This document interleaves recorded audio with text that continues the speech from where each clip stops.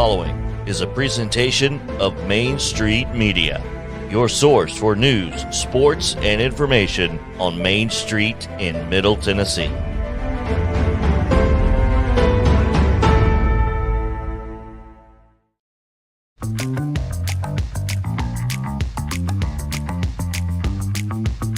Welcome into this Tuesday edition of Main Street Sports. Today on the program, the lovely TERESA Walker, Tennessee AP Sports editor, talking a little Grizzlies, a little Predators all season, a little Titans conversation as well. She covers it all.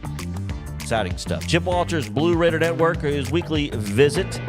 We'll see what's happening in Blue Raider land. Also, our daily Braves talk, this day in Braves history, and it's Top 5 Tuesday.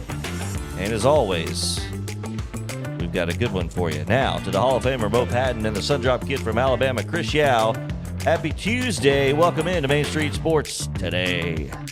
Mo, he pulled out the Steve Harvey. There he did. We got a good one for you today. Got a good one. Can we just get Steve Harvey's voice doing that? And as always, we got a good one for you today. As long as we don't have to pay for it. Exactly. You're here. Oh, welcome in. It is a Top 5 Tuesday edition of Main Street Sports Today, and we are glad to have you guys with us. It is going to be a fantastic day. Got a great show lined up for you, and we're looking forward to taking part in today's show.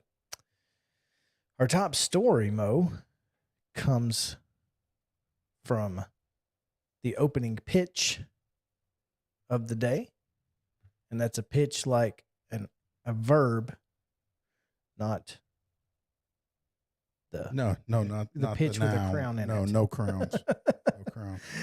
But the Tennessee Baseball Coaches Association announced just not too long ago, matter of fact, I believe it was about 2 hours ago, the 2022 finalists for Mr. Baseball. And not a lot of Main Street flavor in there, but we got a few. Lay them on us. In Class A out of Eagleville High School, we've got Nathan Brewer, fantastic player. Son, I believe, of former MTSU standout Mudcat Brewer. Oh, Mudcat. Of course he is. Mudcat. Sir. Speaking of names, The cat. Nathan seems like a very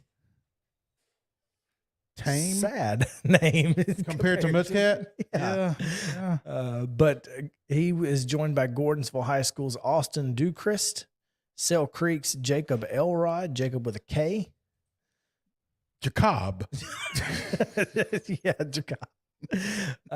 Pigeon Forge with a pair of finalists in Class AA, Riley Franklin and Dylan Loy. They must be pretty good.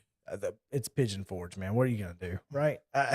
And we'll go. You're going to play baseball and you're going to wrestle. And that's it. Yeah. And stay off the Ferris wheels.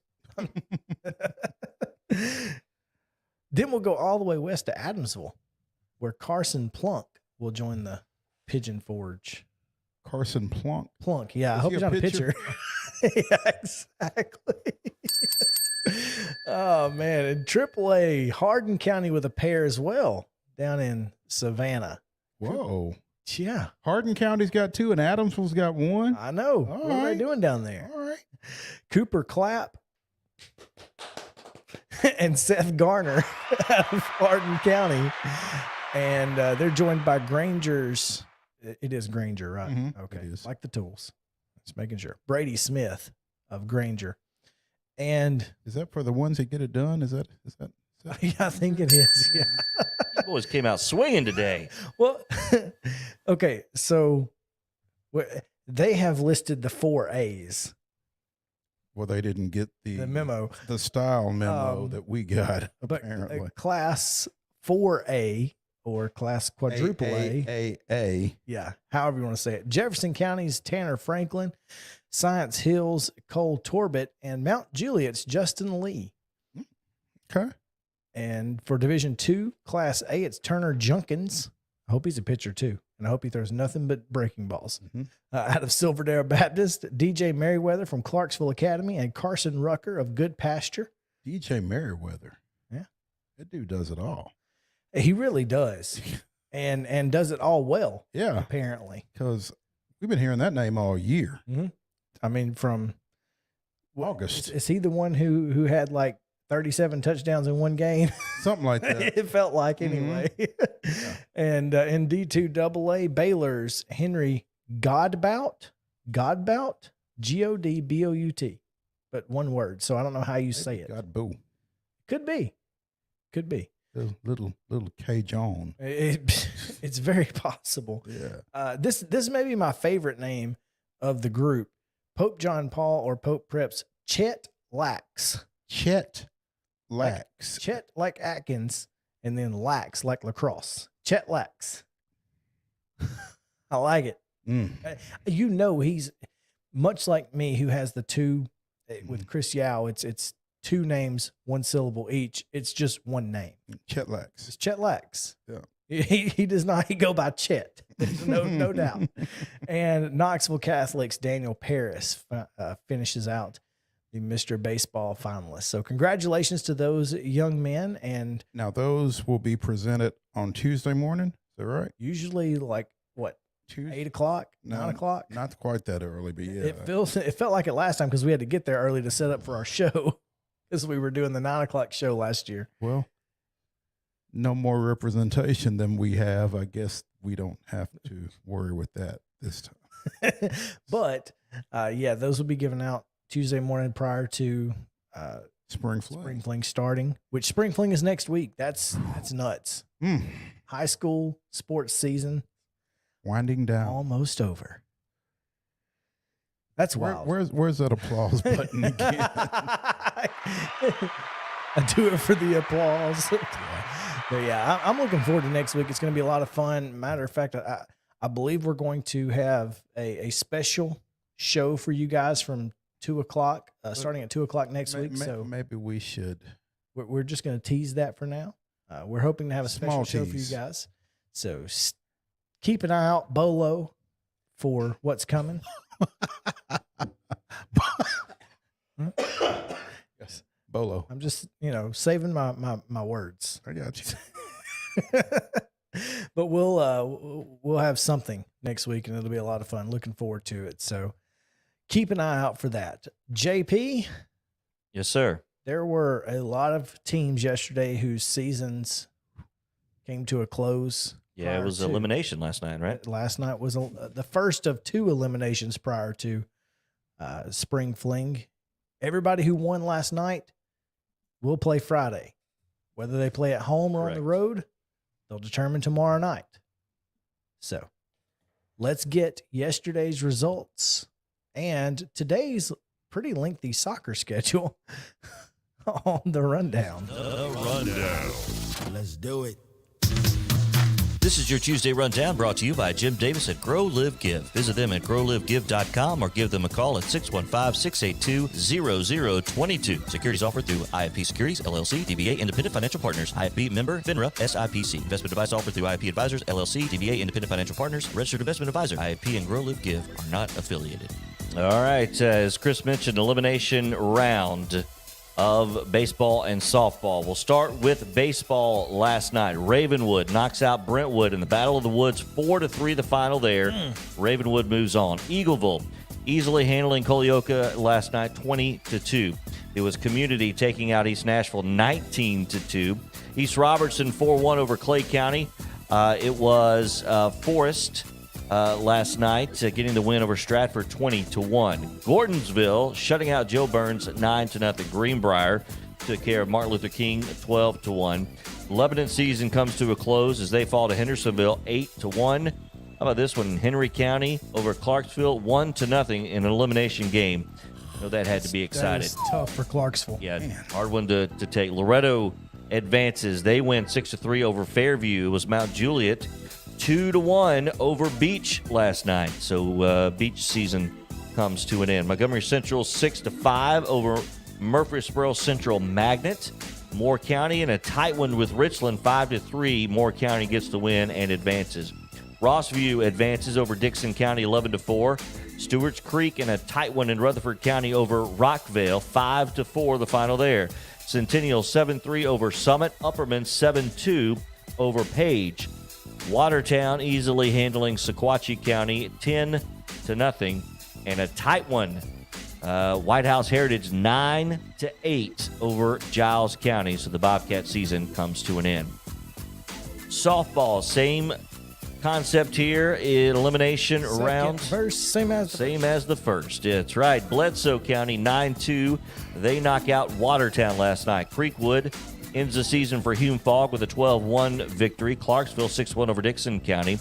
Community, not a typo here, 31-0 over East Nashville. So Community will advance. Father Ryan 12-7 over Harpeth Hall. Forest shutting out Whites Creek last night 16-0. Summit shuts out Franklin 7-0, ending the Admirals season. Gordonsville 4-1 over East Robertson. Loretto advances with an 8-1 win over Cheatham County.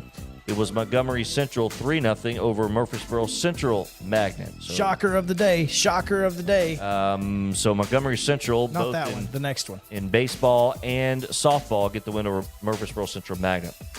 Chris alluded to Centennial 4, Nolensville 1. Hey. That is a shocker. CCCHS. How about them? In the house. Them Cougars. All right. Stewart's Creek 3-1 winners over Siegel last night. Henry County and Springfield in a tight one. It's Springfield moving on. 4-3 winners last night in a tight one there. Wilson Central, also a close one, 3-1 over Station Camp. Summertown shuts out Harpeth Hall. They advance 8-0 there. Eagleville 5-0 over Wayne County, and it was Westmoreland 2-0 over Monterey. On the pitch last night, was this elimination as well? I don't think so. So what now? On the pitch today? No, tomorrow. Last night. Laverne and Siegel played, I think, in their district. If it was on the unless it was tonight. I don't know what that significance of that game last night was, of the match last night. Either way, Laverne wins 5-2 over Siegel. So Laverne, there you go. We know Laverne. It's either a district championship or a region semifinal. Okay. Yeah. Last night, the Braves fall to the Brewers 1-0. On tap for today, softball. Is this a holdover from last night? I think so. Okay. Rockvale and Smyrna, an elimination game. That'll be a 6:30 first pitch there tonight. Soccer, a slew of games on the pitch today. Hang on. There's one other softball game hanging out there as well. Marshall County goes to White County today. Okay. All right. Also. Add that. I'm assuming the same scenario. Yeah, it's a region semifinal that didn't get played. I think Gotcha. somebody was graduating last night. A Monday graduation. There we go. All right. So on tap for today, boys soccer on the pitch. Station Camp is at Antioch, Page at Fairview. That'll be a 7 o'clock first touch. At 6, Franklin hosts Columbia. At 7, you'll see Franklin at Harpeth. Fayetteville at Harpeth. Hillsboro's at Hendersonville. Henry County will host Clarksville Northeast. At 7 to 9, you'll see Brentwood at Independence. Loretto travels to Madison Academic Magnet. That's out of Jackson, is that right? Madison Academic? Yes. Yes. Okay. Sycamore, Murfreesboro Central Magnet will face off today. Smyrna at Oakland tonight at 7. At 6, Richland hosts Republic. Dixon County is at Rossview. Smith County at STEM Academy. At 6, you'll see Greenbrier at Valor Collegiate. Merrill Hyde is at Watertown, and Green Hill at White House Heritage. All of those soccer matches today. College baseball, midweek action. Tennessee hosting Belmont at 5 o'clock on SEC Plus. And at 6 tonight, I'm assuming at the Hawk, it'll be Vanderbilt hosting MTSU. We'll get Chip's take on this game coming up in our second half. The Braves continue their series in the Brew City of Milwaukee against the Brewers. Davidson on the mound for the Bravos and Hauser for Milwaukee. And that is your Tuesday Rundown, brought to you by Jim Davis. Grow, live, give.com. We'll come back. We'll have Teresa Walker. So come on back with us on Main Street Sports Today, presented by Mid-Tennessee Bone and Joint. Back after this.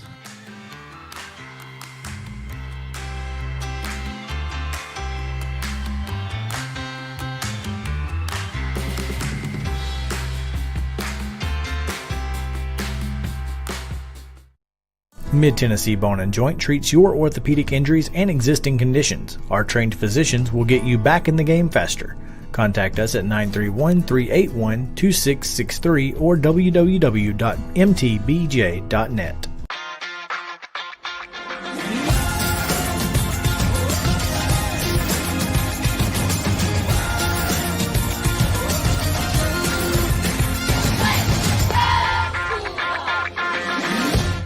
Hey folks, while we take a quick break from the show, I want to tell you about our friends over at Custom Stone Handlers in downtown Columbia.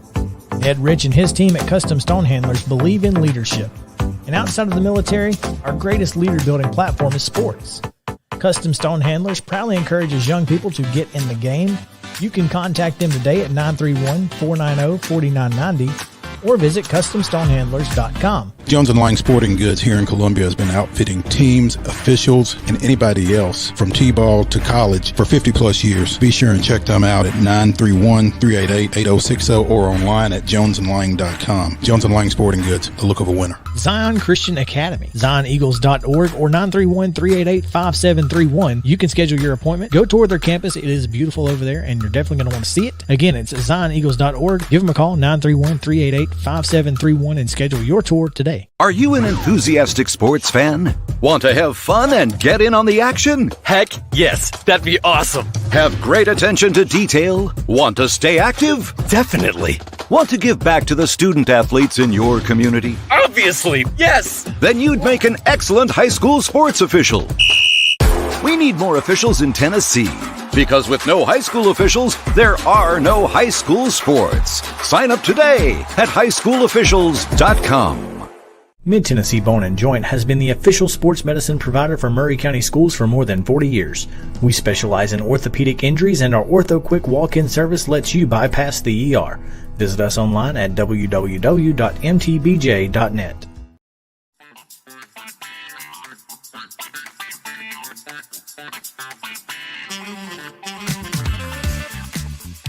Welcome back in Main Street Sports today, presented by Mid-Tennessee Bone & Joint. Chris Yao, Mo Patton, JP Plant here with you, coming to you live from Columbia, all across the Mid-State on Main Street media platforms everywhere. Glad to have you guys with us and looking forward to our next segment, because it's always fun to follow up on Twitter wars with Teresa. And so Teresa was in a Twitter war with me, and oh Lord, we were discussing the Grizzlies' 70 rebounds, and I said they got out efforted, and I said that yesterday on this show. You did, and I still believe that they did. I didn't say that they didn't give effort. I just think that maybe there was some effort extra on the experience side, and Teresa actually won me over to her argument. What was her argument? Her argument was that the Golden State Warriors have been there. They've done that, and they know how to do it better. And that's a pretty darn good argument. That's a tough argument to argue against, actually. So I don't know what you do at that point. You just say, you know what? Hey, you're right. You nailed it, Teresa. I agree with you. And so, Teresa, how are you? Bask in your glory today.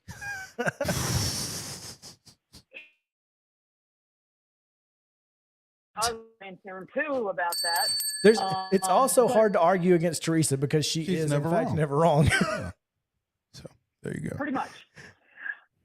But that's the thing. The Golden State Warriors, you know, they're older, and as Dylan Brooks said Friday night, we're coming, and they will. And these are the kind of battles the Warriors went through in 2013-14. Mm-hmm. And when they were down 2-1 against the Memphis Grizzlies in 2015, against the Grizzlies team, Mike Conley was still dealing with the fact that his face was broken the series before. You know, that's when they kind of broke through and made their charge to their first title. They've been to 5 straight finals, okay? I know that in 2016, they blew a 3-1 lead. Was wondering if they just might blow a 3-1 lead in this last series, but you know, they do have a core, Draymond Green, Steph, Klay Thompson, that while they're working in a bunch of young guys, those 3 guys, pretty good at knowing how to kind of finish. And that was such a tight game Friday night. I mean, you know, Grizzlies had a lead, then the Warriors would come back, Grizzlies took it back. I mean, you know, it was like at one point there was 13 lead changes and 7 ties. And, you know, they were fighting. It's just that Steven Adams rolled an ankle in the first half, went to the locker room. Jaren Jackson Jr. stepped on a cameraman in the first quarter who got out of the box, rolled his ankle. And then guys who have been good rebounders for them, you know, Jaren Jackson, Brandon Clark has just been, I mean, he was a huge key for much of this postseason, averaging double-doubles off the bench. And he struggled. And that's the thing. They just kind of hit their wall. I mean, they were playing their third straight game without the NBA's most improved player, the guy who finished 7th in the NBA MVP voting. After I'd had people telling me much of the season, no, he's not in the conversation. Yeah, he's in the conversation. He finished ahead of Steph Curry and LeBron James. I think he's in the conversation now. So, they kind of hit their wall of what they could do without their top star. And, they're going to learn from this. I mean, I was on the Zoom after Game 6 on Friday night, and, they had their clean out media session on Sunday. And the words that came from just about everybody, we love being here together. Oh, yeah, the management, the owner, whose personal wealth has just absolutely exploded since he bought this team a few years ago, is determined to pay what it takes to financially keep this team together. John Morant is going to he can get a 5-year max contract before June 30th. And the GM kind of said, whatever the NBA rules say I can do, I'm going to do it. So, and oh yeah, Ja, where does he want to be? Does he want to be anywhere other than Memphis? Or does he want to be in Memphis? To rephrase that, he kind of said, heck yeah. Not the exact word he said there before, yeah. But, I mean, and, they're all working. They all couldn't wait to get back in the gym. Dylan Brooks, Desmond Bain, they have to work harder to get their bodies ready for a longer postseason on top of an 82-game season. So, they saw firsthand what they've got to do to get there. And I just say this, guys, I think that this is a massive learning point. This franchise just got in the playoffs last year, missed the playoffs the year before in the bubble in Orlando. This year, in their third year with John Morant and this young core, the second youngest team in the NBA during the regular season, youngest team in 25 years to make it to the second round. And they've got an off season now to work on this and take the next step. And here's the thing. If they had finished off Golden State, not only would they have home court in the Western Finals because Phoenix took the tailpipe on Sunday, they would have had home court advantage in the finals because they had a better record than Boston or Miami. So, they sit around. That's got to eat at them a little bit, knowing how close they were. And guys, John Morant missed 25 games during the regular season. So, yeah, he has to play more games. Dylan Brooks missed huge chunks of the season. I think he only played 32 games. He had just come back in January, hurt another ankle, and, just come back in March. So if this team can get this team healthy to play the majority of the season together, watch out. Teresa, as you talk about all of that and you talk about how young this team is, and there's no way around it, this is a young team. While the Grizzlies owner is breaking the bank for Ja, might he want to turn his couch upside down and shake out some coins to get a veteran Robin for Ja as Batman?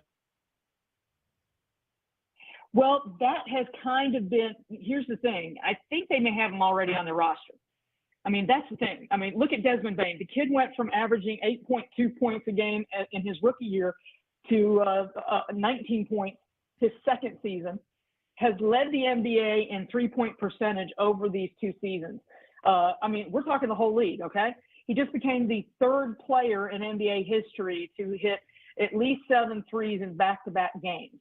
It depends on what you're thinking of as a Robin. I mean, Tyus Jones, that team is really effective when they go with both of them on the court. That frees up Ja to be more of a creator and scorer than distributing the ball, which he is incredibly good at.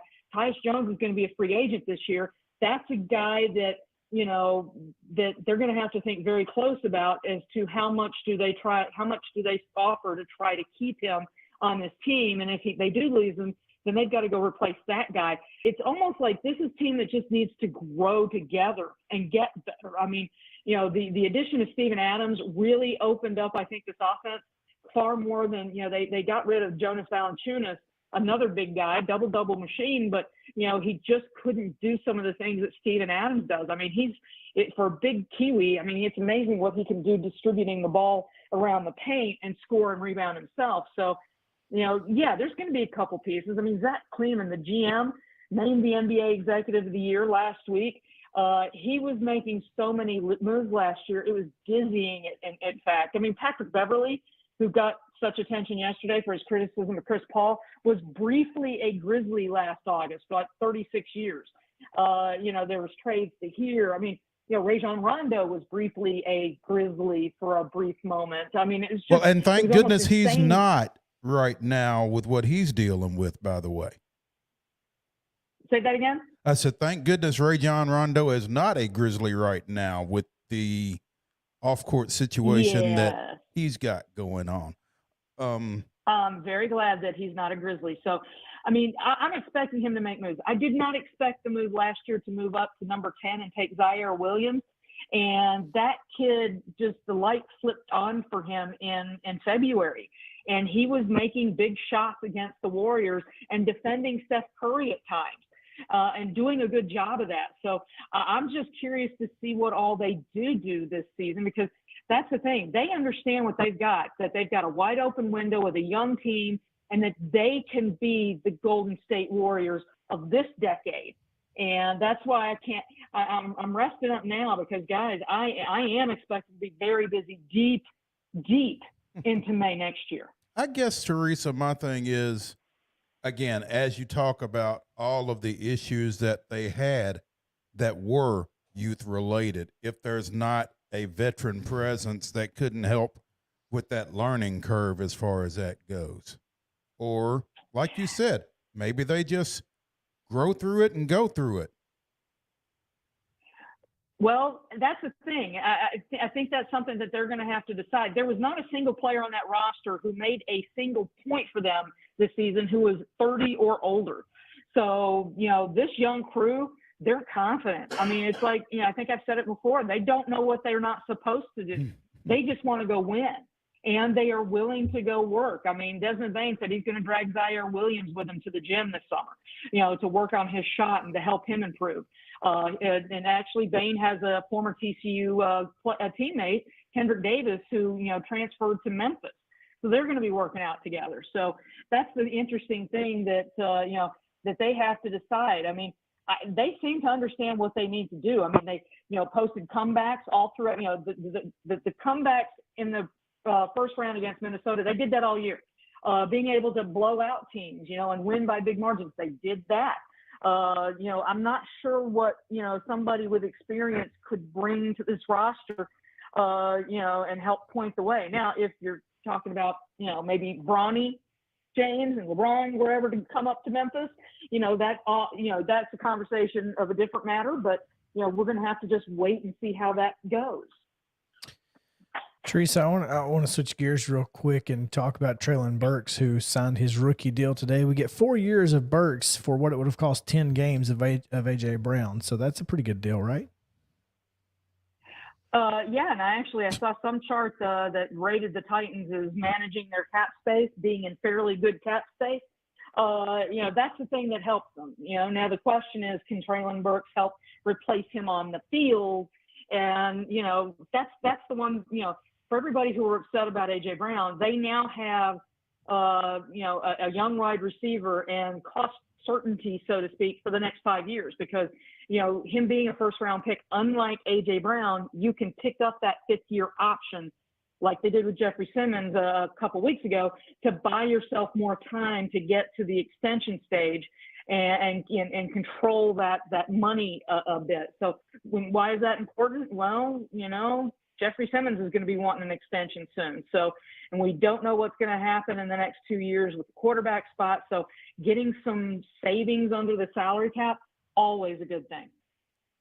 Yeah, no question there. I'm excited to see the rest of this salary cap, because the Titans were certainly in a precarious situation before this season, but it certainly seems like John Robinson has kind of dug himself out of that hole, and that's important not just for this year, but for many years going forward, because again, you got to pay Jeffrey Simmons at some point. I just hope that the past years, because again, as I pointed out on this show some time ago, A.J. Brown's trade wasn't just an A.J. Brown thing. It was an accumulation of things prior to A.J. Correct. Brown. And so hopefully once John Robinson works himself out of bad contract jail, he can figure a way to stay out. Well, and guys, sometimes that happens when you're trying to, when you're trying. They got so cheap with Ryan Tannehill, right, in 2019, but then they had to pay up with the new deal. They had to pay up for Derrick Henry. That's the curse almost of drafting a bunch of good players. You either sign them or they go elsewhere, and it's never ever easy. The salary cap will be going up. And what we have seen is that with Vin Marino and John Robinson, they've done a pretty good job of managing that cap number. Right now, the Titans are, by spotrac.com, they're 29th in the league with $1.94 million in space. Now, once we get to June 1st in a couple weeks, that will go up because you get the benefit of having, the release of Julio Jones as a post-June 1 cap hit. I think they get like $9 million back for that. So that'll certainly jump them back up the board.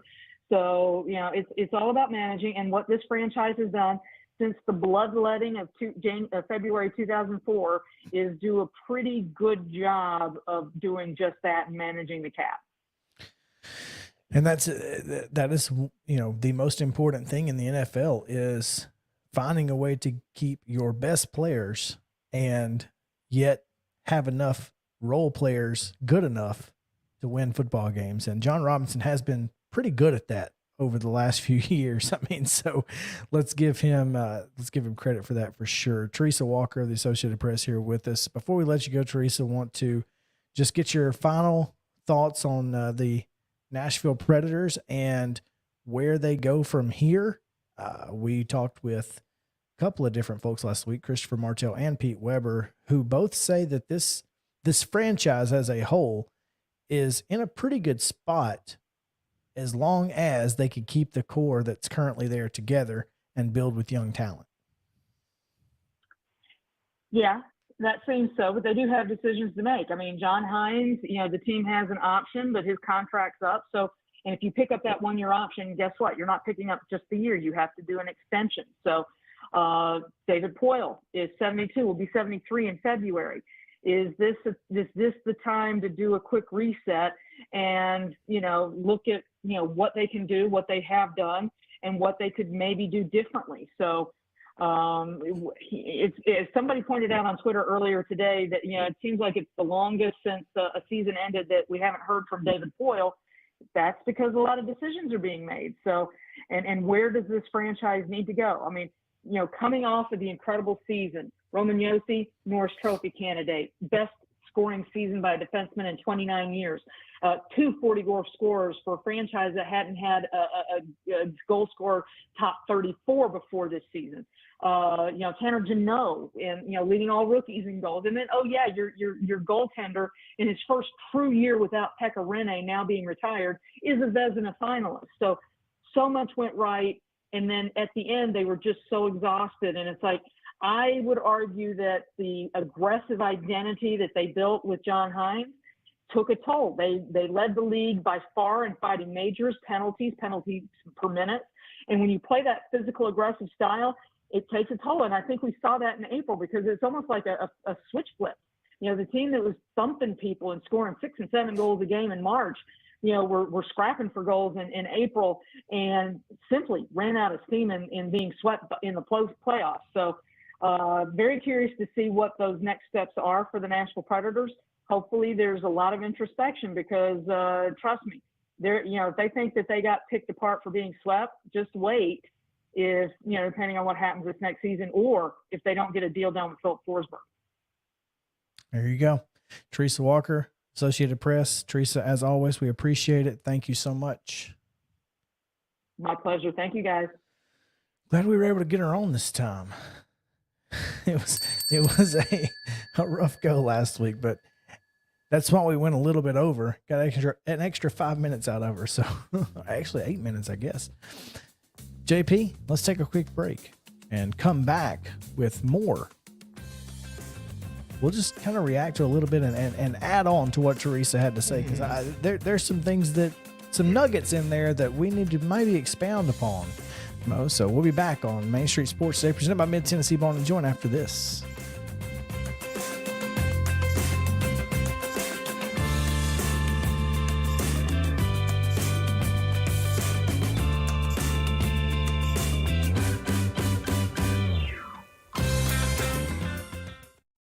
Mid-Tennessee Bone and Joint treats your orthopedic injuries and existing conditions. Our trained physicians will get you back in the game faster. Contact us at 931-381-2663 or www.mtbj.net.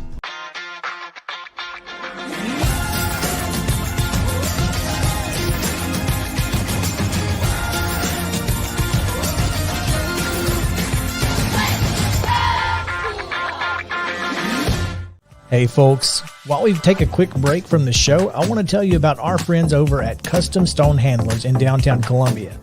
Ed Rich and his team at Custom Stone Handlers believe in leadership. And outside of the military, our greatest leader building platform is sports.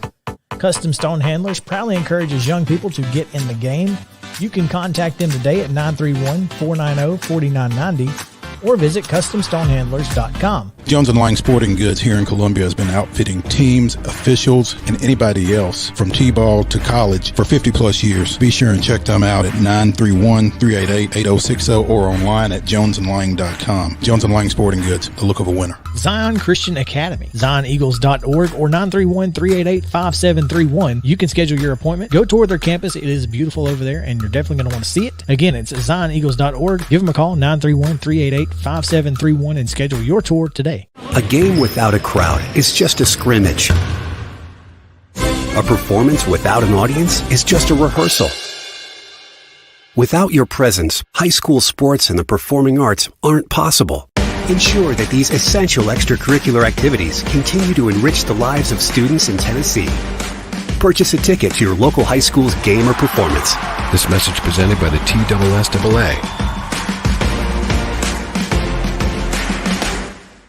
Mid-Tennessee Bone and Joint has been the official sports medicine provider for Maury County schools for more than 40 years.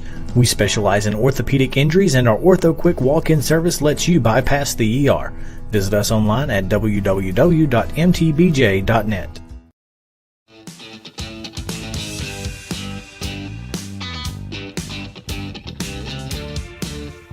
Welcome back in Main Street Sports Today, presented by Mid-Tennessee Bone and Joint. Chris Yow, Mo Patton, JP on the controls, coming to you from Columbia down here in southern Middle Tennessee. Got a few little nuggets from Teresa in that, and Mo, I'm with you. I think there's got to be some sort of upgrade in the veteran department. Yeah, I just don't think there's too many young guys, and not to take anything away from them. I mean, they're young and talented, but they're young, and they might just need somebody that's not a coach to maybe give them a little veteran leadership. So I will tell you, part of the discussion that I had, it was actually on a Joe Rexroad tweet that Teresa jumped in on, and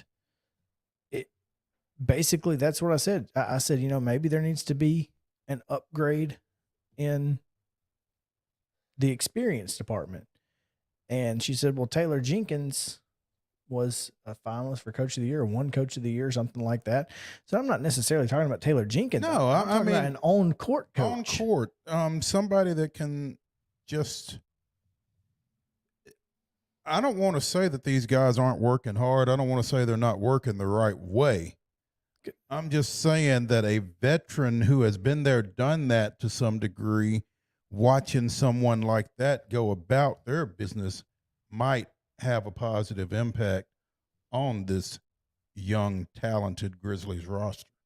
Well, it's much like I had been saying with, like losing Nick Markakis, I thought was out of Young Harris. Professional hitter Nick Markakis out of Young Harris. I thought that that he was a guy who did that for the Braves. I think losing Freddie Freeman's experience hurt the Braves. Stop. Okay, who's the leader on the team? That's why we had this discussion the other day. There's not a clear veteran leadership on the team. That's and it's clear that it can be an issue for young, talented ball players. I'm not saying that it is for the Braves. I'm saying that it could be. I see in a general. That's what I'm saying.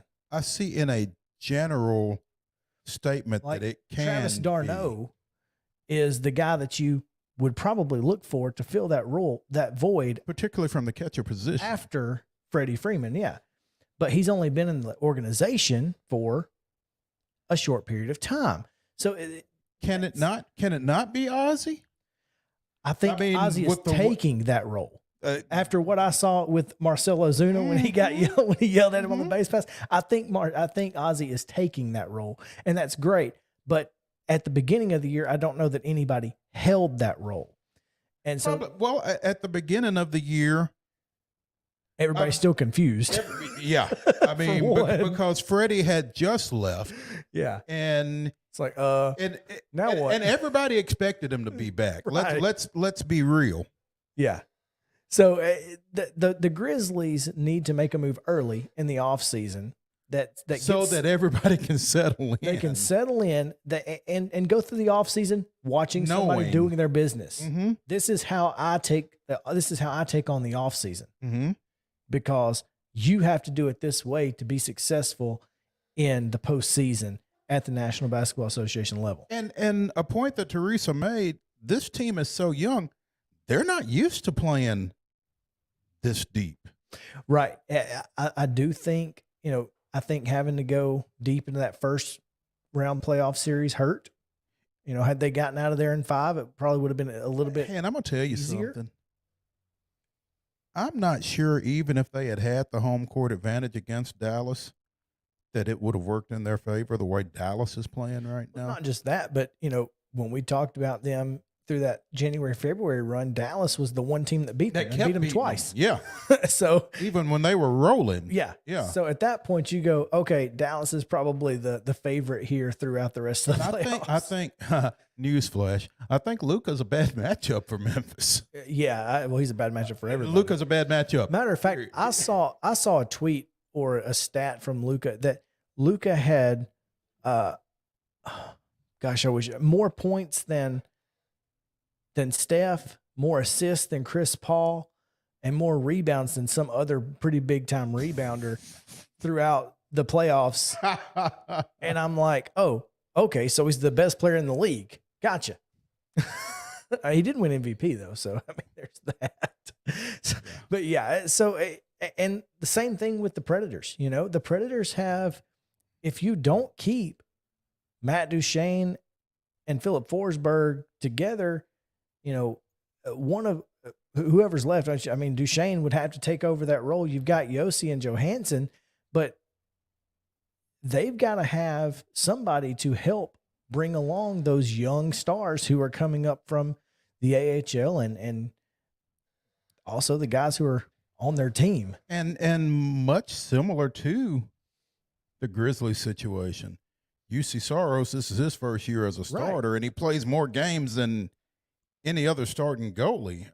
Did he get burned? I mean, you have to think that the groin was probably at least somewhat an overuse injury. I mean, it's very possible. Yeah. So anyway, let's take a break. We'll come back with halftime. Trust me, you're going to want to stick around for this story. It is ridiculous. But we have a halftime snack. This story had better be good. It is. Okay. All right. So y'all stick around. Main Street Sports Today, presented by Mid-Tennessee Bone & Joint. We'll be back after this.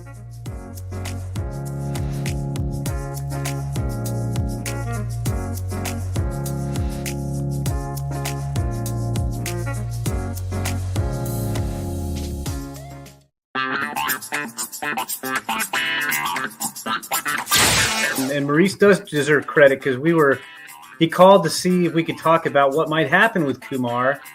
And I told him I was kind of surprised we hadn't heard anything yet. And then I think the next day the news came out. So we got to give Maurice all the credit for making that happen. Mo made Kumar sign an Indie League contract. Way to go, Mo. Congrats. And your mock is going to disappoint a lot of Vanderbilt fans because you've got Drew Jones at number 1 to the Orioles. He's not coming to Vanderbilt. When we were trying to catch the skunk from under the house, we caught 3 raccoons. Okay. How do we know they're raccoon droppings? She Googled it. It's very, very distinct. Okay. It looks like black beans. Stop. I'm going to take your word for it. Just trust me. I am. Absolutely am. There is a way to know, and we do, in fact, know. Okay. Right. There you go. That's fine. It has been made official that Yaroslav Askarov has been signed to Well done. You deserve bells for that one. You can't leave them in Milwaukee forever. You put those 3 guys' pictures and a picture of David Riddich up, and you play that Sesame Street song. One of these things is not like the other. Is that our second Hazel Green reference today? It is. Look, boy, Hazel Green, Alabama. We might as well just get an affiliate down there. There you go. We're talking all about the Trojans today. Yeah. All right, that's going to do it for this Monday edition. We appreciate you guys hanging out with us here on Main Street Sports today, presented by Mid-Tennessee Bone & Joint.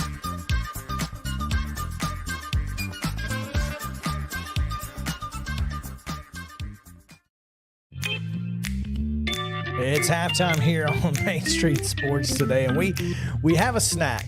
And so I have to tell you, for whatever reason, Sarah is... That's your wife, by the way, for those that don't know. Sarah, my wife, does not like vegetables. She doesn't like any type of vegetables at all whatsoever. Knew I liked something about her. Doesn't want to, if it ain't a sweet potato or sometimes broccoli, but it's got to be like covered in cheese in order for her to eat it, right?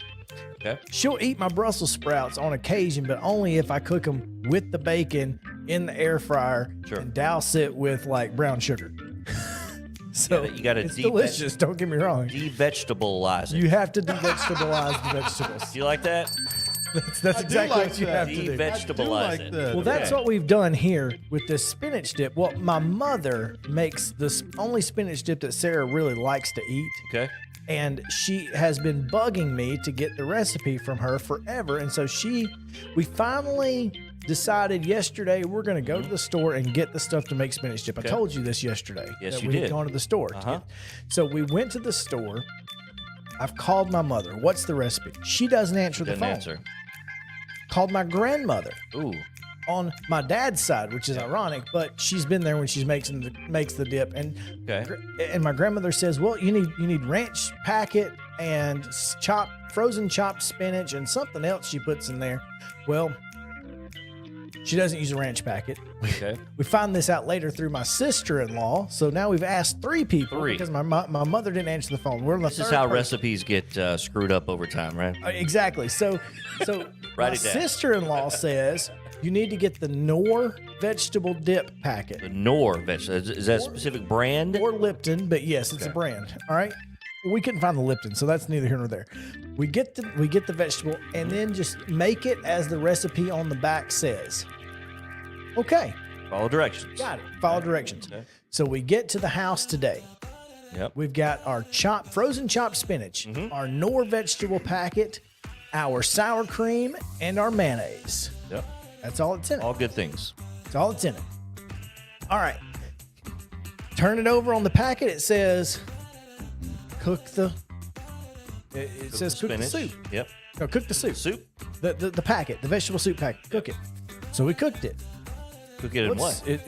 As the other directions? No, as the directions say. Just make the soup. Okay. Just the soup. So we've done that. Okay. Sarah says something's not right. This should not. Do we need to drain it? What do we do? So we finally get to my mother, who was asleep yesterday. Turns out you're not supposed to cook the vegetable soup, and it was the only packet we had. Oh. So I then had to make a trip to Dollar General. I go to the Dollar General. They don't have what you need? No soup packet. No soup packet. No So, soup for you. I leave. We've called my mother. She's like, you got to start over. Of course, yeah. Great. Thanks, Mom. Okay, so I go to the other Dollar General. Okay.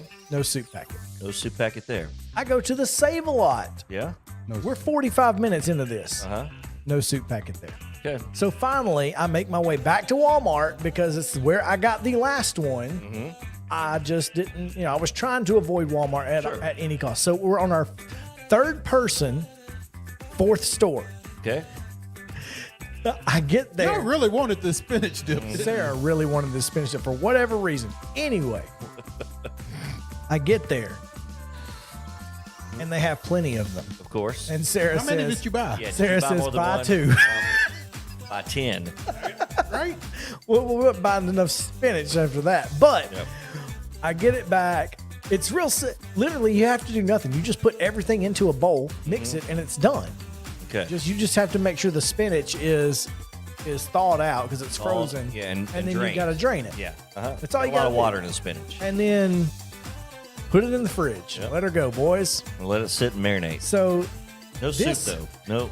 So Don't make the the soup. recipe for this is dump the packet, dump the spinach, mix the sour cream and mayonnaise together, and put it in the fridge. It should take 45 seconds. Mm-hmm. It took me 3 hours. Okay. Mo kind of like this story, right?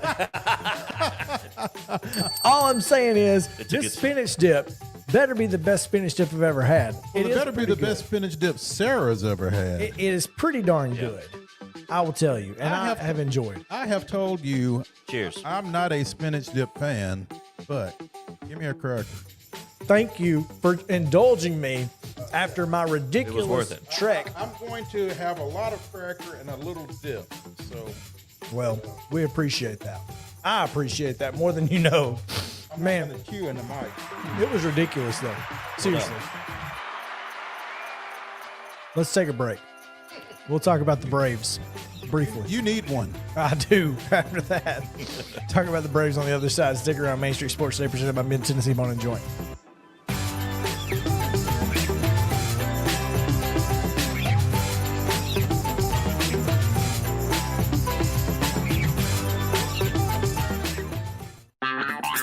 This is Chris Yao with Main Street Sports Today. Every show, Mo Patton and I welcome friends from all across the sports landscape, from high school coaches and reporters to national, college, and pro sports personalities. You never know who might stop by for a chat. AP Tennessee Sports Editor, 3-time Tennessee Sports Writer of the Year 2020 TSWA Hall of Famer. She covers the Titans, the Predators, the Grizzlies, college football, and hoops. Please make welcome Teresa Walker. Former University of Tennessee, former Team USA Olympian, ex-Cy Young Award winner, R.A. Dickey. R.A., did I miss anything? Man, that was sweet. Yeah, I need to listen to that before I go to bed every night. That was nice. Has 5 sports Emmys. That's not bad for the other guy in Wham, Ryan McGee. The other guy in Wham married the best looking girl, Bananarama. So the other guy in Wham had a pretty good life. From preps to pros, we're taking on the sports topics you care about. Tune in across Main Street Media social platforms at 2 p.m. or on demand on your podcast distribution platform of choice.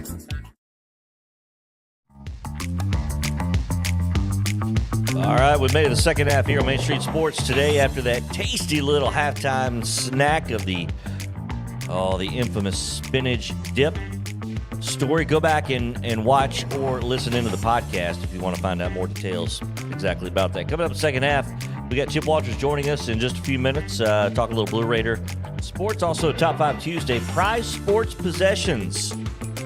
Should be interesting. Chris, I don't think either of us are going to hold a candle to what Mo can bring. And then, of course, as always, this day in Braves history and our daily Braves segment. So we'll send you back over across the room to the Hall of Famer Mo Patton, the center-up kid from Alabama, Chris Yao. Gentlemen. What's up? What's up? Yeah, it's a good day. Atlanta Braves lost 1-0 last night. Tyler Matzek's on the injured list. Tucker Davidson and his 16-plus ERA will make the start for the Braves tonight. 16.88. Nearly Almost 17. Okay. So I saw a tweet. And this is what I wanted. This is where I was going with that. It appears the Cincinnati Reds may be shopping Hunter Green as for a trade. What? What would you be willing to give up from the Braves to get Hunter Green? And don't say Dansby Swanson. No. You know Dansby was going to be at the top of the list. Dansby, not on my list. Best shortstop in the league. We'll take the fifth starter. You know why? Because we got a serviceable shortstop somewhere. Well, not only that, but Hunter Green can play shortstop when he's not pitching. He was about a two-way guy coming out of high school. I would Drew Waters. That was exactly where I was going. Without question. He's not coming up. We're just going to leave him in Gwinnett forever. Poor kid. I mean, if he's not coming up, you might as well get something for him, and I don't know where he's going to go. But I would imagine Cincinnati's going to want a major league player in a trade for Hunter Green. And I don't really, especially with Manny Pena being done for the year, you can't trade Contreras. Right. So I don't want Dansby traded. Personally. I don't know. I think I'd take him for Hunter Green. What are you going to do at shortstop? I would consider it. Nah. As you're talking about a team that may be experiencing a leadership void, I think Dansby addresses some of that, to be honest. Yeah, but unfortunately, he learned his leadership role from Mr. 162. There's got to be some tweaking of that. Seriously, that's why I'm worried about that. I'm just saying, Mr. 162 over there. Oh, man. It's tough. First of all, it's mind-boggling to me to think that Hunter Green is actually on the trading block. Well, it's the Cincinnati Reds, man. And secondly, at this point, whether they trade him or not, I think they almost have to trade him at this point. If it's out there like that they are, soliciting offers for him. Well, a blue check tweeted it. It wasn't just some random. I'm not blowing it off necessarily. I'm just saying what the Braves have to be careful about is you got Mike Soroka looming. That's true. You hope you do anyway. I think he pitches before the end of the year. Now, how does he pitch? Before the end of the year. But I mean, I guess if you have an opportunity to get an arm like a Hunter Green, you certainly have to explore it. But I don't know. I mean, because you sent Langoliers, you sent Pache to Oakland in the Matt Olson trade. Nothing wrong with that. But who knew Hunter Green was going to be available or that might be available? But I would think you'd have to start with Drew Waters. I would think Cincinnati would make you start with Drew Waters. And there might be a Tucker Davidson or somebody else, a Spencer Strider. I mean, they're going to want pitching back. Yeah. That's fascinating. Yeah. I think you're right. I think that at least I hope that Mike Soroka is back at some point and back to his former self at that point. Just close this year. I take him at 100% of his former self next year. Yeah. But whatever he can give you this year, if it's anywhere close to that, is going to be pivotal. It's going to be like a trade. Thanks, Chip. It's like making a big trade at the deadline. You know what, though? It is, though. Cliches. He's right. Cliches for a reason. He's right. It's funny.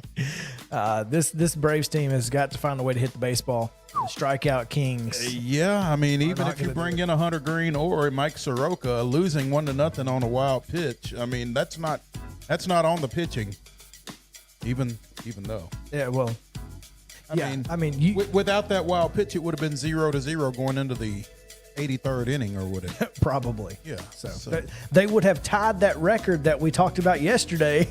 What if they strike out 17? I know Milwaukee retired the last 15 batters they faced. I don't know how many strikeouts there were. It was a bunch. But had they gone into the 13th or 14th, they might have tied that record that was on this damn Braves history. Speaking of take it away. Like that. May 17th, first of all, I got to warn you, we're getting a double dose of Braves history. Yeah, exactly. 5/17/2016, the Braves fired manager Freddie Gonzalez and replaced him on an interim basis with Brian Snitker, manager of the AAA Gwinnett Braves. With a record of 9-28, the Braves are off to their worst start in team history. Snitker will stabilize the team to earn the job on a permanent basis, and the rest is history. But also, May 17th, 1970, with his first inning single in an eventual 7-6 loss at Cincinnati in Game 2 of a twin bill, Hank Aaron became the 9th player in MLB history to reach the 3,000 hit milestone, the first of those 9 to hit 500 home runs. In his next at bat, he also homered for his 570th career homer. There you go. Putting up numbers. That's right. We'll be right back after this on Main Street Sports Today, presented by Mid-Tennessee Bone and Joint.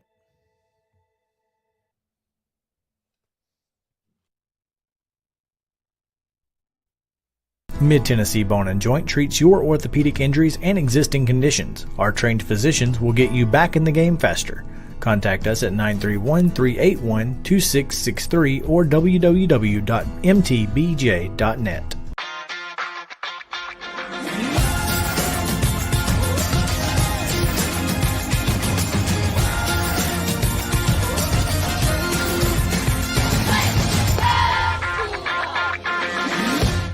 Hey folks, while we take a quick break from the show, I want to tell you about our friends over at Custom Stone Handlers in downtown Columbia. Ed Rich and his team at Custom Stone Handlers believe in leadership. And outside of the military, our greatest leader building platform is sports.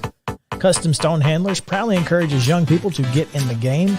You can contact them today at 931-490-4990 or visit CustomStonehandlers.com. Jones & Lang Sporting Goods here in Columbia has been outfitting teams, officials, and anybody else from T-ball to college for 50-plus years. Be sure and check them out at 931-388-8060 or online at jonesandlang.com. Jones & Lang Sporting Goods, the look of a winner. Zion Christian Academy, ZionEagles.org or 931-388-5731. You can schedule your appointment. Go tour their campus. It is beautiful over there, and you're definitely going to want to see it. Again, it's ZionEagles.org. Give them a call, 931-388-5731, and schedule your tour today. Are you an enthusiastic sports fan? Want to have fun and get in on the action? Heck yes, that'd be awesome. Have great attention to detail? Want to stay active? Definitely. Want to give back to the student athletes in your community? Obviously, yes. Then you'd make an excellent high school sports official.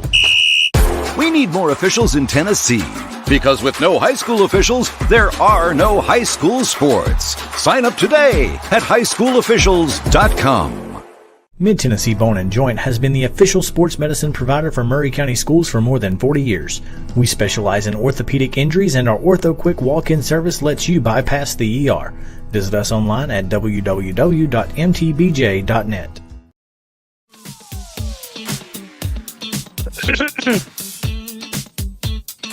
Welcome back in Main Street Sports Today, presented by Mid-Tennessee Bone and Joint. Live here from Columbia, in the dimple of the universe, the mule capital of the world, the hometown of one Chip Walters. Well, I will tell you, I had planned on taking a trip to this open house this past weekend, and as I was to an open house this weekend over here in Riverside, and as I was driving, I see that it had already gone under contract before I got there, and that's why you choose Chip. Nice. Chip, what's going on, man? Not much. How are you guys doing today? Well, we're not doing as well as you are. You're just getting contracts signed left and right, huh? Did not say it was a contract. They did not say it was a contract closed yet. It's a contract signed and one closed is different, but we're very fortunate over there. Great neighborhood. My grandmother lived over there on 2nd Avenue, and back in the day when I was when I was going to Riverside, my dad would drop me off at her house and I would walk to school. So most of my friends in that time were folks in Riverside.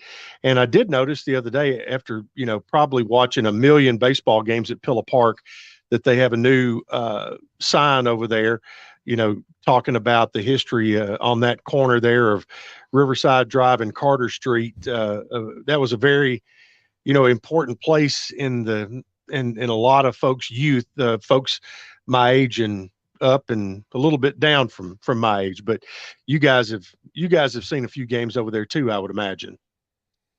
Actually, Chip, I have not. Really? You never saw any?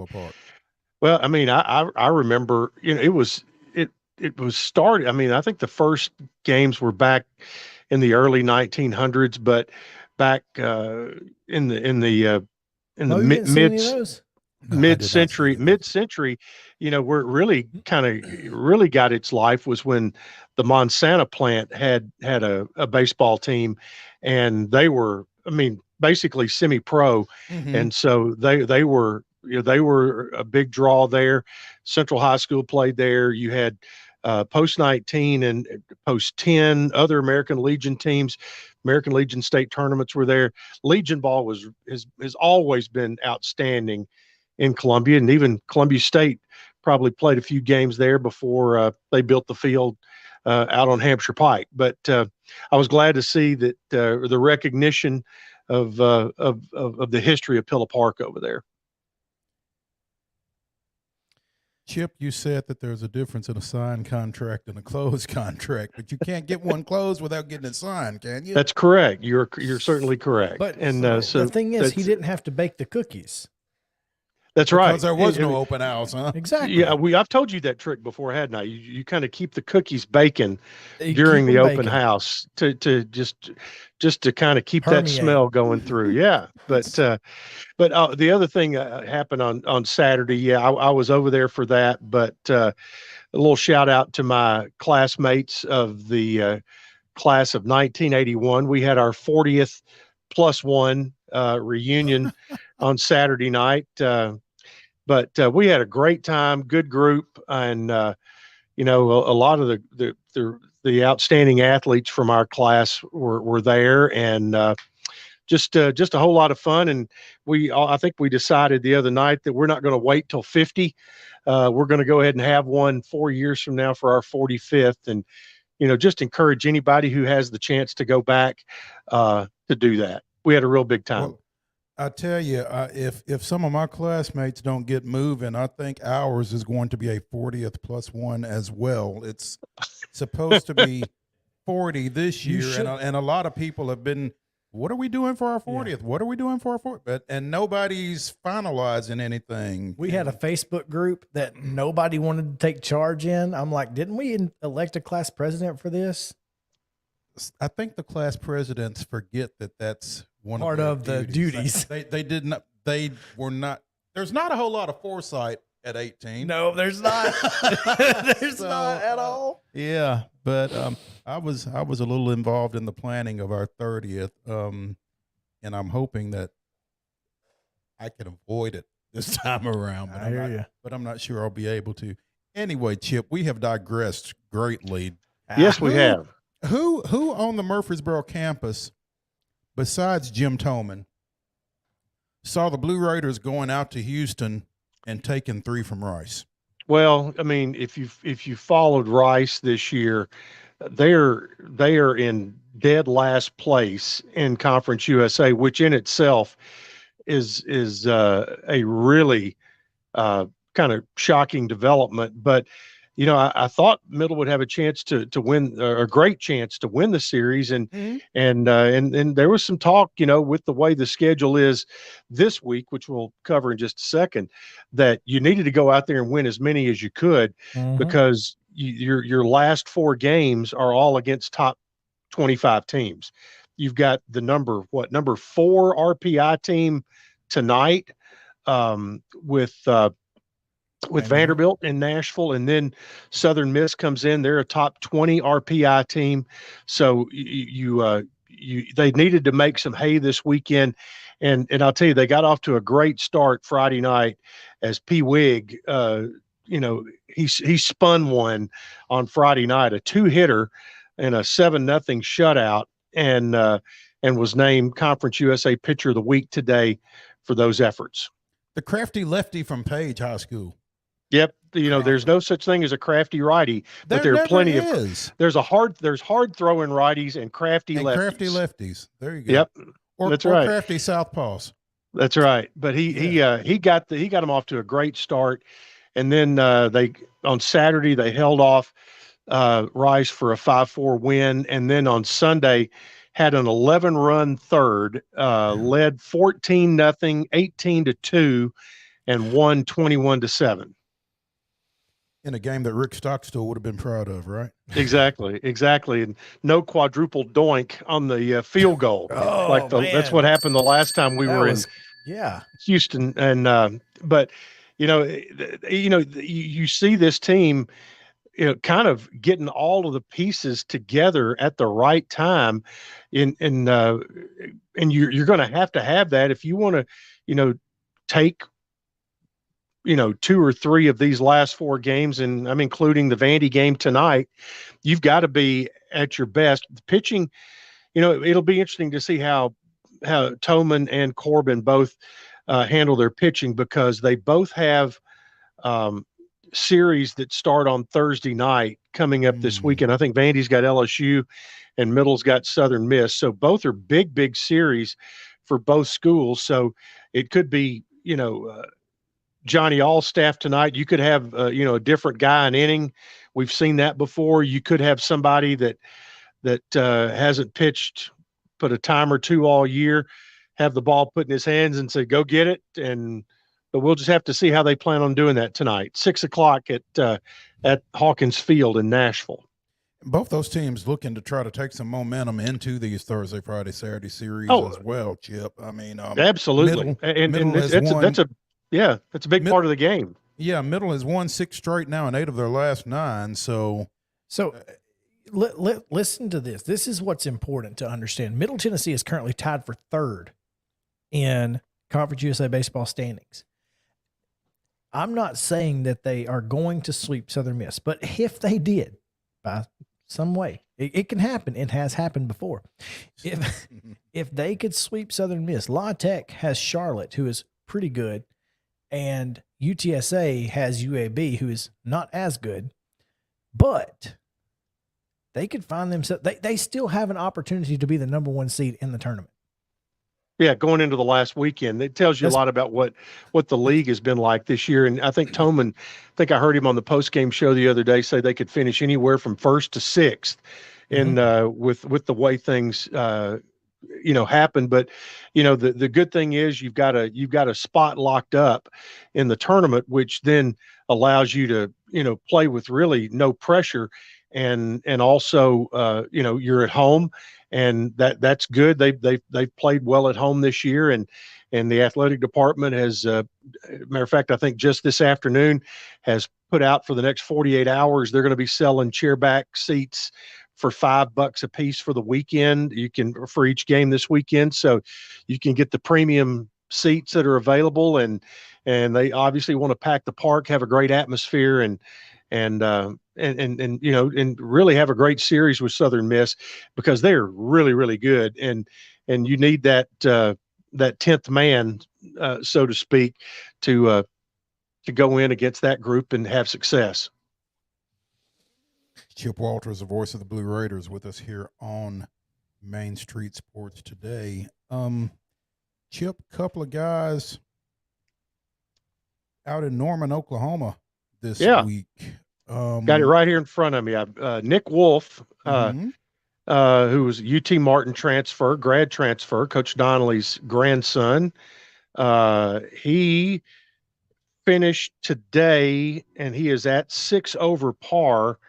Had a 77 yesterday, 4 strokes better today at 73. Michael Bernard, he is also at +6. He had a 73 yesterday, and he is, I think, going to be +4 today when it's all said and done. So he and Nick will be both at +6. They're about 15 shots off the lead as far as that, but they are also they are within 5 shots of being in the top 20 in the individual draw for the Norman Regional. So that, for them to get out there is really neat for them to be able to get out there and play. And they've got one more round left in them. So hopefully somebody can make a run and get on to the next level. That regional tournament field is not forgiving. I mean, the top 5 top 5 teams, and then the top individual who is not a member of one of those top 5 teams are who advance. So you got to go out there and shoot lights out, particularly if your team isn't going to be around the top. Right. And Middle's team didn't make it, but you had 2 individuals that are. And so, right now the deck is stacked against them, but they're continuing to play, and that's what you want to do, play as long as you can. And this will wind it up for Nick Wolf, who's had an outstanding college career, won conference championship or multiple conference championships at UT Martin, and who, by the way, their golf coach has Columbia connections. His mother was Cindy Brooks. She was in my class. And so there's a Columbia connection there. He grew up in Gallatin, but he has done a great job after taking over the UT Martin golf program. And so best of luck to Michael and Nick tomorrow, and hope that it's not their final round. But if it is, go out swinging and hit them straight. There you go. Well, if you hit them straight, it's less likely to be your final round. That's correct. That is correct. Unless there's a dog leg. Then you gotta put a little draw in it. That's all I'm saying. Exactly. But the only other thing I had today was track and field. Finished up the conference meet last weekend in San Antonio, and I'm not sure who all individually is going to advance. There will be several, but as far as all conference, Abigail Kwartang in the high jump, Alaba Akintola in the 100-meter, 200-meter, Benjamin Onyekwulu in the long jump, Esther Issa in the long jump and triple jump, Usila Chepkimi in the 800 and 1500, and Stephen Aloji in the 400 hurdles were all first team all-conference USA.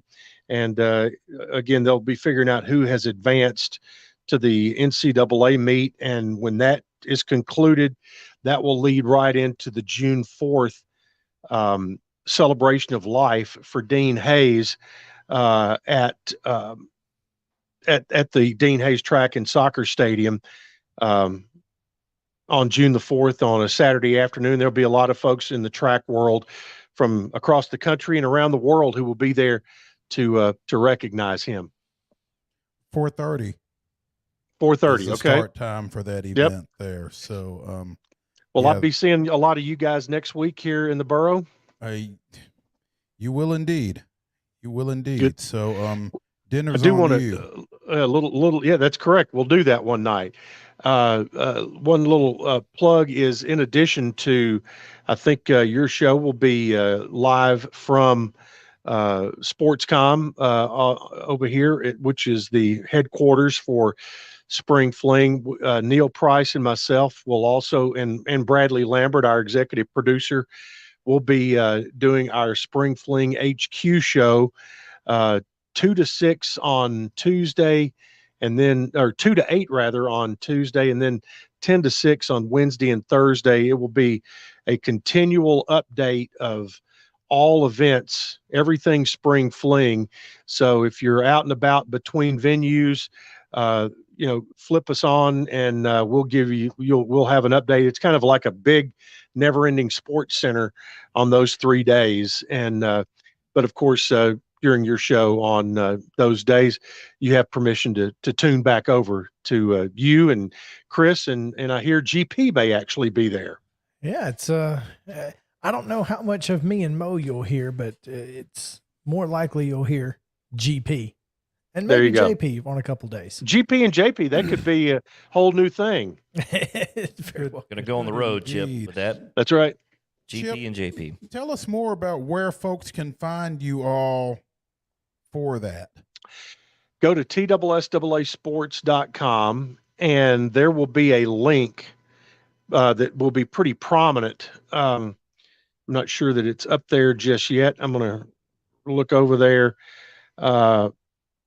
No, I don't think it's quite there just yet. But there will be a link on the front. If you get into the spring fling portion, and there will be a button you can get for Spring Fling HQ. And then, of course, there'll be a lot of events. It'll be on the NFHS network. And Clay Snellgrove and I will be doing one of the baseball championship games next Friday. So Spring Fling, what is that, 29, number 29, XXIX? XXIX is indeed 29. So okay, it is fast becoming the premier week with TSSAA. Basketball, of course, is huge. Blue Cross Bowl is huge, but there will be 4,000 high school athletes in Murfreesboro next week, along with family and friends. They will be at every high school baseball field in Rutherford County, and also add in Wilson Central. They will also be playing all the soccer out at Richard Siegel Soccer Complex for men's soccer. McKnight Park will be the home for softball. The Adams Tennis Complex will be the home for tennis. And of course, the Dean Hayes Track and Soccer Stadium will be for the state track meet, which is an absolute show in itself. I mean, you get to Thursday and Friday, and those stands are packed, and it is just one final after another, and it's really something special. And after having to go out to Rockvale for the state track and field last year, it's a welcome return to the MTSU campus. Take it from those who had to travel. Yeah. So. And because we know you like Murfreesboro traffic anyway. Nobody likes traffic from anywhere, but especially in Murfreesboro. Anyway, on that note, Chip Walters, the voice of the Blue Raiders, joining us here on Main Street Sports today. Chip, as always, we appreciate you. Look forward to seeing you next week in the borough. And again, dinner's on you. All right. Adios. See ya. Later. We'll be back with our top five most prized sports possessions. Stick around. Main Street Sports Today, presented by Mid-Tennessee Bone and Joint. We'll be back after this.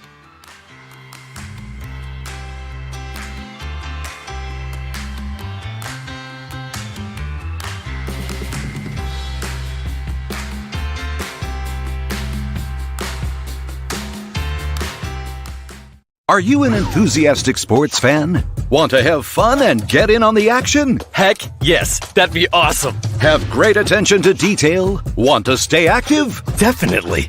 Want to give back to the student athletes in your community? Obviously, yes. Then you'd make an excellent high school sports official. We need more officials in Tennessee. Because with no high school officials, there are no high school sports. Sign up today at highschoolofficials.com.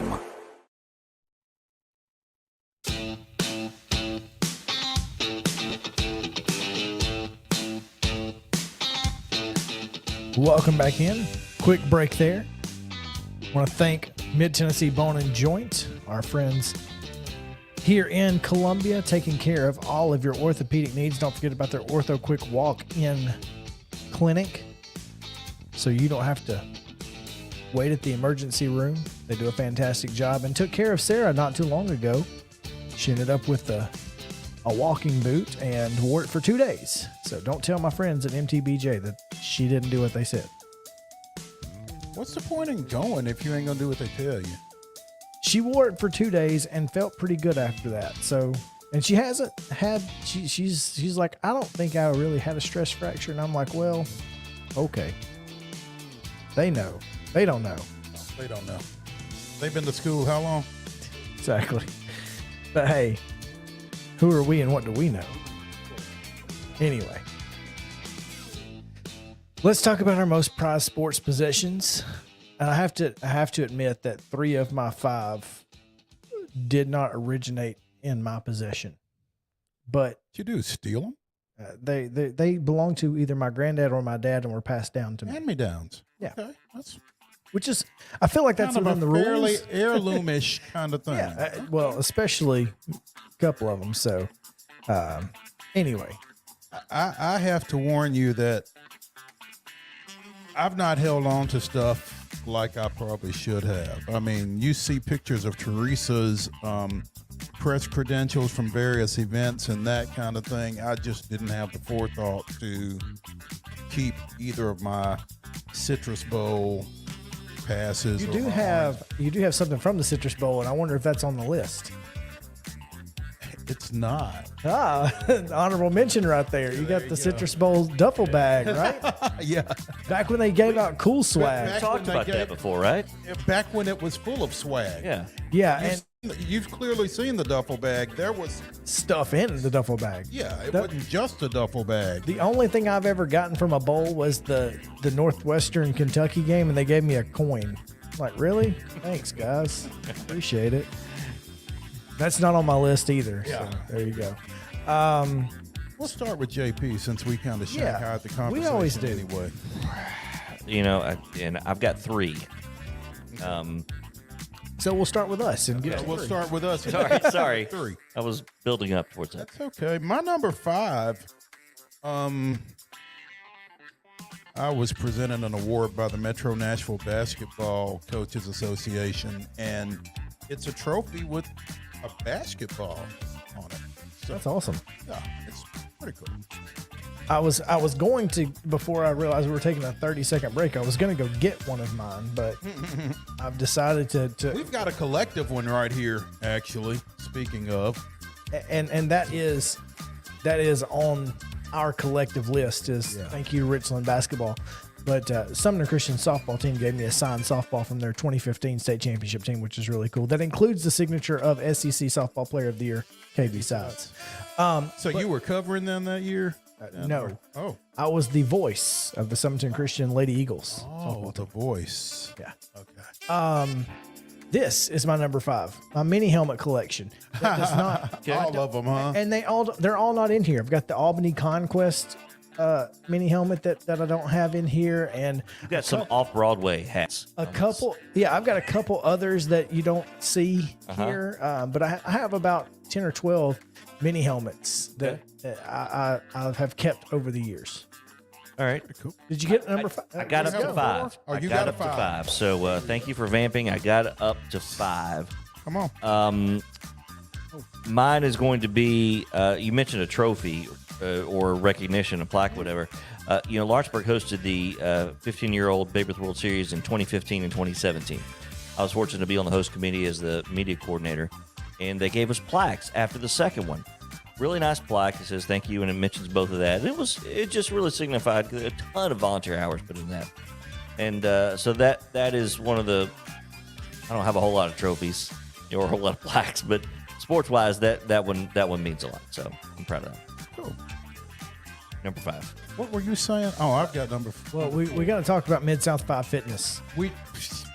Dallas Steele and the gang, SteeleAthletes.com. They bring you Top 5 Tuesday each and every week, so we appreciate Dallas Steele. That's Mid-South 5 Fitness, one location in Columbia, the other in Franklin. Make sure to go visit them at SteeleAthletes on Instagram and SteeleAthletes.com. Number 4. It'd be a good time to mention Dallas has got a bunch of kids. Next week. So we're going to get to that hopefully Monday. Yeah. Fingers crossed. All right. If not Friday. Number 4. Went to the Louisville Slugger Museum in Louisville.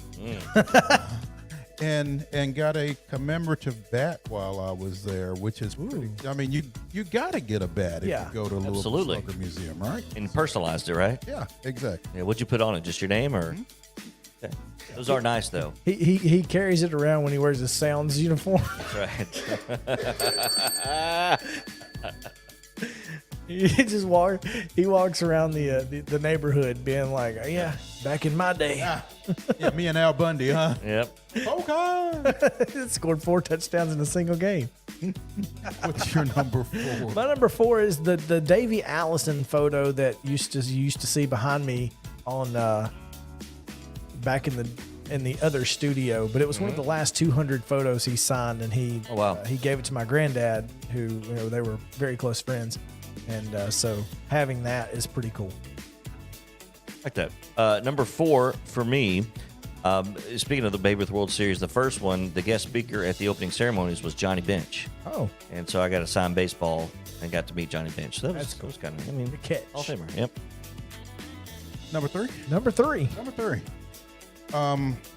Another bat. After I stepped off the board of directors of the Franklin Baseball Club, I was fortunate enough to be inducted into their Hall of Fame and was given an engraved bat again as a trophy award, commemorative, whatever. A token. A token of your yes. your Hall of Fameness. Exactly. Yeah. A token. Yes. Yeah. Well, my number 3 is I have in 2009, I think it might have been 2010, the AFL, the Arena Football League, had just come out of bankruptcy, and the Arena Football 2 owners bought the trademark of the AFL. Well, they kind of meshed the leagues together, and Huntsville's team had a chance to play in the AFL against the Orlando Predators and the Tampa Bay Storm and a lot of the big-time names, Philadelphia Soul. And I got a football that I took to every game, and every time the away teams had somebody big, I would have them sign it. So Tennessee Titans quarterback coach Pat O'Hara is on there. Hall of Fame coach Tim Markham, touchdown Eddie Brown, and several others. It's just a plethora of just random arena football names that are signed on this football. So I love it because obviously I'm a goofball, but it's pretty cool to have some of the biggest names in arena football history all on one ball. Yeah, so it's pretty good. It is. You got room for more? On the there's room for more, Still but there's got room? no arena football league. Yeah, so that's true. if I happen to see Andy Kelly walking around, I might toss him the ball and have him sign it. But that's about the only option. I might can arrange that. Andy Kelly and Corey Fleming would be pretty big for that. But Cats. Anyway, love the Still cats. Yep. Got both their numbers. Hey, we'll make it happen one day. Number 3, JP. Number 3, mentioned about press credentials. This is the one that stands out for me. Probably my favorite event that I ever did while living in Charlotte and working for Fox Sports South and ESPN, the Crystal Square Off eating competition. It was in Chattanooga, and we did it 2 or 3 years. Why would they have it in Chattanooga? Crystal, that was I know it was a home, yeah. Okay, well, just not maybe everybody doesn't know that. No, everybody probably doesn't know that the home and of Crystal hamburgers is also. We need to make sure people know that the Square Off is because of the hamburger. Exactly, because it's a square burger. Some people may not know that. Square burger, well done. But yeah, that was one of the most fun. I got to interview Kobayashi and Joey Chestnut. Joey Chestnuts. Chestnuts. I did say that. Just one. Joey Chestnut. Singular. Singular. You could tell how fun that event was. Yes. Joey Chestnuts. Number 2. Number 2. Follow that, Mo. Number 2. I can't. I can't. Number 2. I still have a box score from the 1989 Franklin Whites Creek Class AAA State Championship game. Oh. Okay. Won by Kevin Anglin and his teammates. Anchor down, Vandy. Yeah. Mm-hmm. And it's a mimeograph. It's Yeah, that's awesome. The purple stuff. Mo, one by hand. Yeah. One of their, I think it was assistant coach Barry Laxon. Do you remember Barry? Okay, he came. He coached at Lawrence County. He was the varsity coach my freshman year. Yeah. So I know Barry, and I remember that was always the thing, and he was able to the claim to fame. Claim to fame. Coach Laxon actually Love coached Barry. baseball at Franklin when I was in school there. He's done it all. Yeah, he has. But, yeah. There you go, a little time there. Number 2 for me is also used to be in the studio. Peyton Manning signed jersey. just because it's Peyton Manning. That's your number 2? Number 2. All right. Okay. Number 2 for me, you talked about a basketball. You guys got that Ritzel one. The lone state championship for Lawrence County High School, 1998 girls basketball team. I was on. We had 2 radio stations at the time, and I was on one of the stations' broadcast. So I got assigned basketball from the team. So that was awesome. That was kind of cool. Yeah, from your alma mater. That's number 2. So my number 1. I was part of the team that covered the Rams Titans Super Bowl XXXIV. What's that, 34? 34. Yeah. And there's a newspaper that had a picture of me doing an interview with Isaac Byrd, one of the Rams receivers. Somebody. Anyway. Isaac Bruce. No, it wasn't Bruce? Isaac Bruce. It was Isaac Byrd. Isaac Byrd. There's a Bird too. Yeah, there was a Bird as well. But there's a picture of me working Super Bowl coverage. That's awesome. Yeah. Hey. Is that the one in your trench coat? No, that's a different one. I was just making sure. No, that's a picture of me out at Independence with with Vic Wharton and Rashawn Galden when they signed with UT. Just making sure, because the trench coat is the coolest picture I've ever seen. I love it. It's really cool.